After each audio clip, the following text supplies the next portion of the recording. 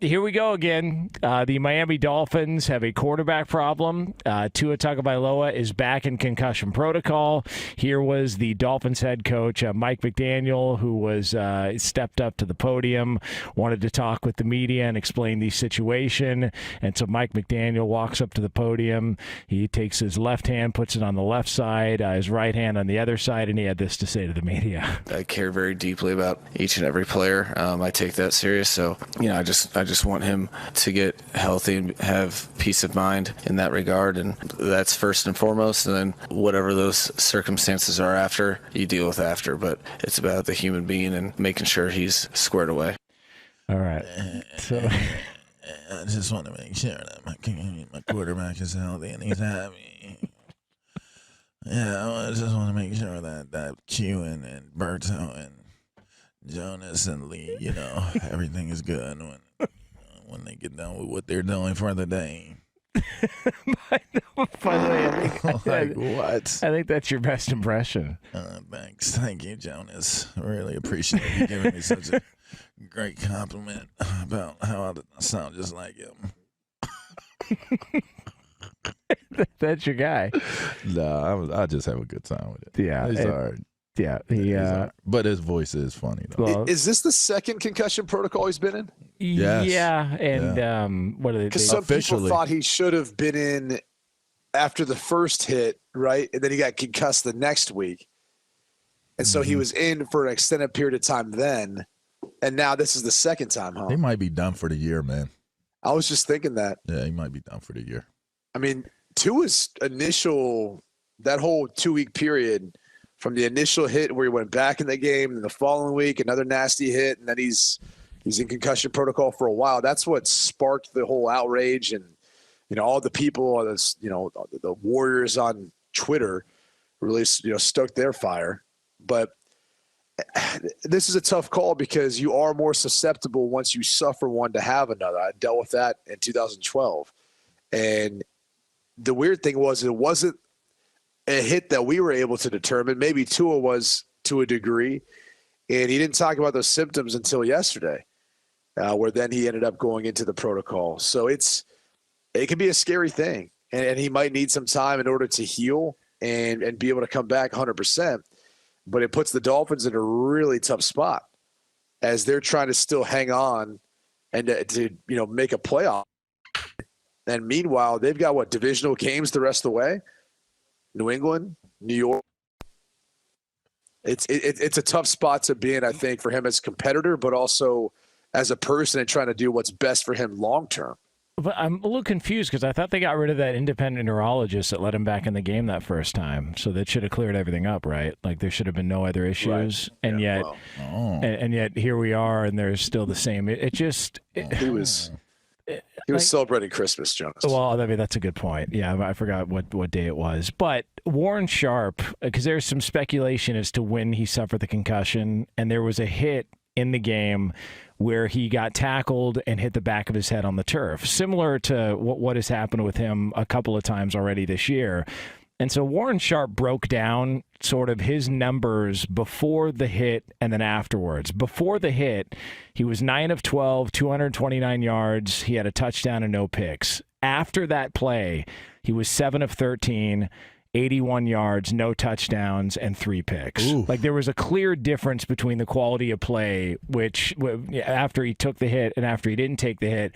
And the one thing I've seen people sort of throw out there that I don't think applies here is when they're talking about, well, this is the danger when you have a mobile quarterback or somebody like Tua's hits aren't him trying to pick up first downs, right? It's him maybe, trying to make a play, but he's getting wrapped up and tackled, and he's hitting the back of his head on the turf. Like Kenny Pickett had the same issue this year. He suffered a couple of concussions. It's not like he's getting hit helmet to helmet. Is Kenny Pickett considered to be a mobile quarterback?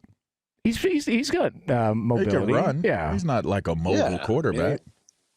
I don't know. They changed the slide rule in college football that was a good moment for him. Let me ask you guys was that in a bowl game too? How many other? It wasn't a bowl game. How many other? He didn't play in the bowl game. How many other? Or was it the championship? Yeah. ACC championship. So, how many quarterbacks have gotten concussed this year? Of note, Like how many do we think, off the top of your head, we probably don't even know. It's Pickett, not that it's not Russell that Wilson. I'm trying to think who else. Pickett, Russ, Tua. Tua. And I can't. Bridgewater. Yeah. Remember, because they were first he series. played for like early. 2 plays. Yeah. He got concussed. Yeah, that was early. Stafford. Okay. Stafford suffered one, but yeah, there's been 5 or 6 maybe that have suffered a concussion, and Tua's on what concussion out of number all 3? those quarterbacks you just named, how many of them would we say are true runners? Like they're run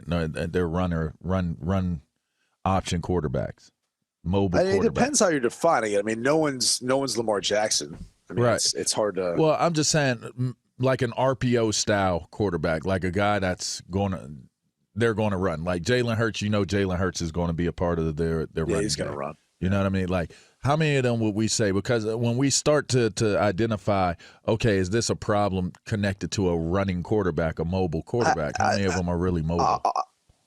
I'll say this. I don't know if it matters whether they're running or not. I think what people tend to look at is, are they in the pocket or out of the pocket?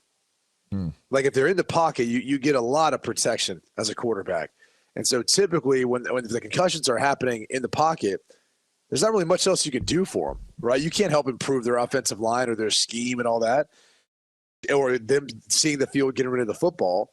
That's just a product of their play and then what's around them and everything else. And if you're making the case because he's out of the pocket, a little different story. I mean, I feel like every quarterback now has to have a degree of mobility to them. They don't have to be Lamar Jackson running the football, but they do have to be mobile enough to be able to move within the pocket or move out of the pocket. But I think the conversation's usually tied to, are they in the pocket or out of the pocket when these hits are taking place? But I think that's such a valid point because defenses are trying to destroy a pocket.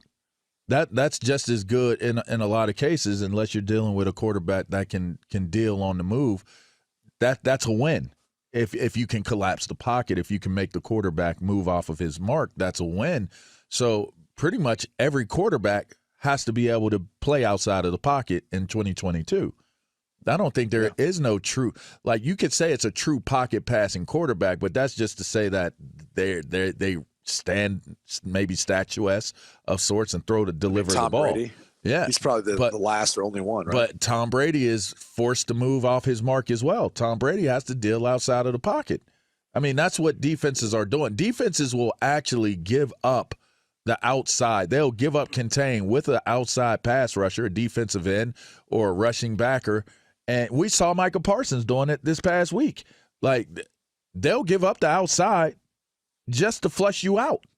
Just to flush you out of the pocket. They'll overload to the inside to collapse a pocket. So anyway, not to get off all into that, but I'm just saying the point of it is that guys, the quarterback has to be able to do it inside and outside of the pocket. Like that's the bottom line.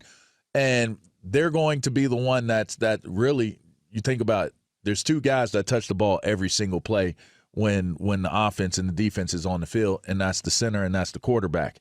Unless something totally different changes and they put somebody else in.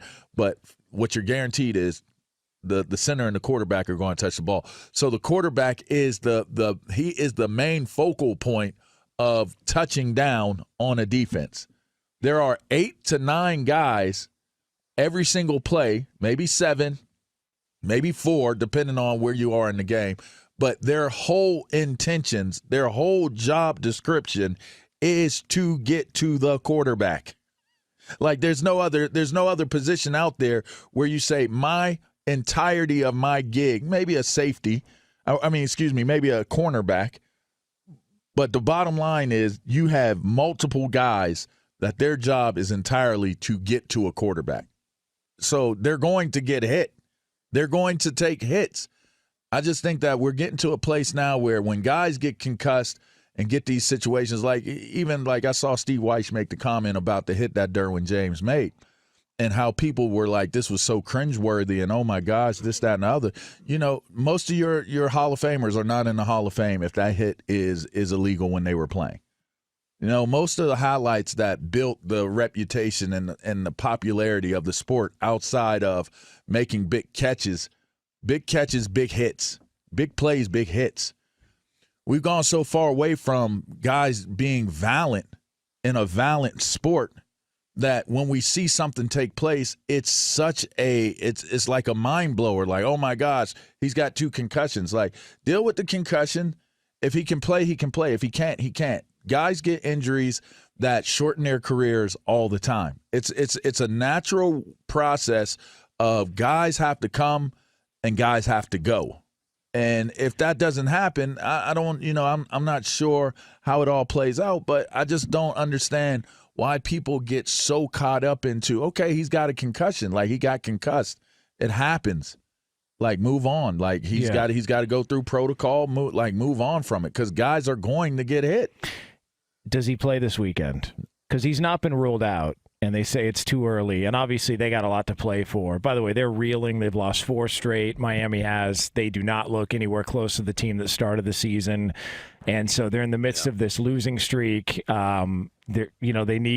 They've got to win, obviously. They need a Jets loss, which, would help them get into the postseason. But at this point, do you think he plays? And if you guys were running the Dolphins or coaching this team, is Tua playing the rest of the year? Because you threw out the question, he might be done, or the thought that he might be done the rest of the season. Would you play him the rest of the year based on this being his second or possibly third issues with concussions so far this season? LaVar. I would. I mean, look, you got to leave it up to him and the doctors, right? Like, I don't think this is like a Mike McDaniel decision. This is a Tua and the doctors involved and how he's feeling. I think the toughest thing about asking that question is players can hide it. If he really wants to play, he can, try his best to talk his way out of ask him. Because ultimately, he's the one who knows how he feels, how he's seeing things, how he's, if he's gotten symptoms and headaches, and whether or not he's able to kind of sleep and process cognitively everything that's going on. And so that's the tough part, is they might have to try to protect him from himself if he wanted to go that route, because some people felt like he went that route the first time, and that's how you ended up with a concussion the following week. So it's tough to predict. To me, it's not so much about that. Like, I'd be curious to look at their odds right now of making the playoffs, because on a 4-game skid, which I think after the Buffalo game, and then looking at their schedule, at least I looked at it and thought, okay, kind of a moral victory, right? Like, you're up again by 10 points against Buffalo. Yes, they come back to win, but you proved a lot of doubters wrong about your ability to play in bad weather, a divisional opponent, place like that. Last week, I mean, a tale of 2 halves, but again, up 10 in the second half, and you give up that lead again 2 weeks in a row. That one was a tough pill to swallow. Game in your grasp, and in 2 weeks in a row, you give up a second half lead like that.